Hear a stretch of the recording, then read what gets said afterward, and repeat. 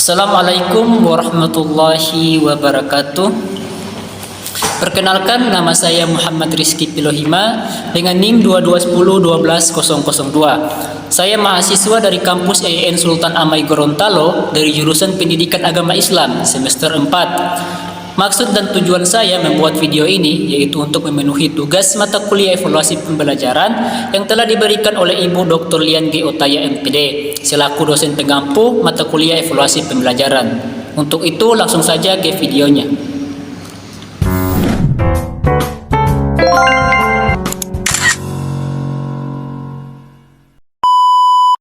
Nah, baik teman-teman, pada video kali ini saya akan membahas tentang ruang lingkup evaluasi pembelajaran. Sebelum kita masuk ke dalam pembahasan ruang lingkupnya, di sini saya akan menjelaskan sedikit tentang apa sih evaluasi pembelajaran itu. Jadi, evaluasi pembelajaran adalah proses yang sistematis untuk mengumpulkan informasi tentang tingkat pencapaian tujuan pembelajaran oleh peserta didik.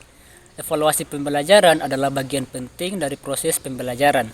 Dengan melakukan evaluasi pembelajaran, guru dan peserta didik dapat mengetahui seberapa efektif proses pembelajaran tersebut dan apa saja yang perlu diperbaiki untuk dapat meningkatkan hasil belajar. Evaluasi pembelajaran juga tidak terlepas dari 3 kegiatan atau ruang lingkup yang sangat penting, yaitu ada pengukuran, penilaian, dan evaluasi. Apa sih pengukuran, penilaian, dan evaluasi itu? Untuk itu, mari kita bahas satu persatu.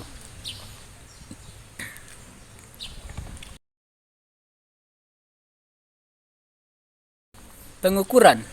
Pengukuran berasal dari kata dasar ukur, dan ukur sendiri memiliki kata kerja yaitu mengukur. Mengukur di sini maksudnya yaitu sebagai tenaga pendidik, maka tugasnya untuk mengukur kemampuan peserta didiknya.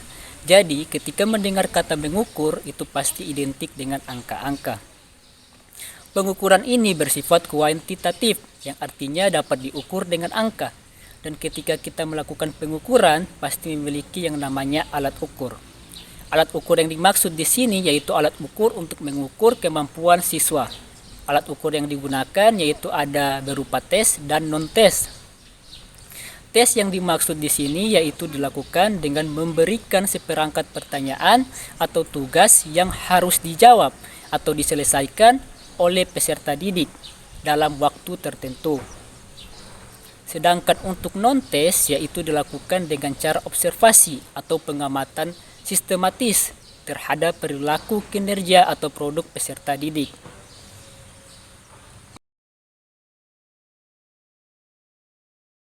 Selanjutnya yaitu kegiatan penilaian. Penilaian merupakan proses pemberian nilai terhadap hasil belajar siswa berdasarkan pengukuran. Penilaian di sini bersifat kualitatif, yang artinya tidak hanya berdasarkan angka saja, tetapi juga mempertimbangkan aspek lainnya seperti sikap dan perilaku siswa. Di dalam penilaian ada standar atau prosedur penilaian, yaitu mencakup 2 pendekatan, yaitu ada penilaian acuan norma yang disingkat dengan PAN, dan penilaian acuan patokan yang disingkat dengan PAP. Penilaian acuan patokan atau PAP adalah sebuah pendekatan dalam evaluasi pembelajaran yang memfokuskan pada penguasaan kompetensi atau kriteria ketuntasan minimum yang telah ditetapkan.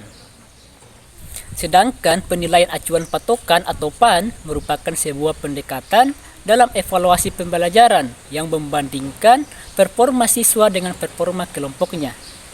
Penilaian acuan norma tidak fokus pada pencapaian individu terhadap standar tertentu, melainkan pada peringkat siswa dibanding dengan teman sekelasnya.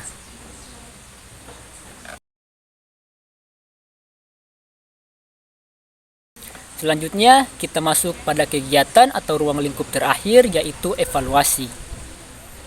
Evaluasi merupakan proses pengambilan keputusan berdasarkan hasil penilaian. Evaluasi di sini bersifat komprehensif, artinya tidak hanya melihat hasil belajar siswa, tetapi juga mempertimbangkan faktor lain seperti proses pembelajaran dan kurikulum. Evaluasi bertujuan untuk menentukan apakah tujuan pembelajaran telah tercapai atau belum.